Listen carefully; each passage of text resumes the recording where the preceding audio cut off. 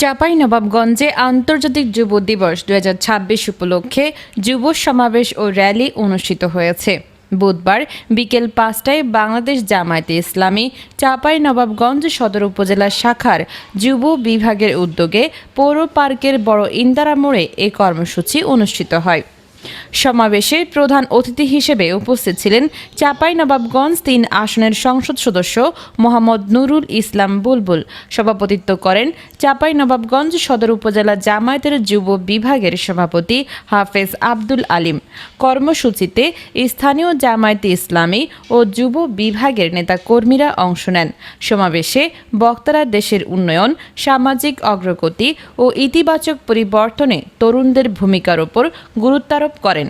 একই সঙ্গে যুব সমাজকে নৈতিকতা, শিক্ষা ও দেশ গঠনের কাজে সম্পৃক্ত হওয়ার আহ্বান জানান তারা।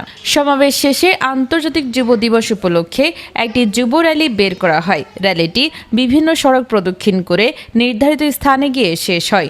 Desk report, Chapai journal, Chapainawabganj.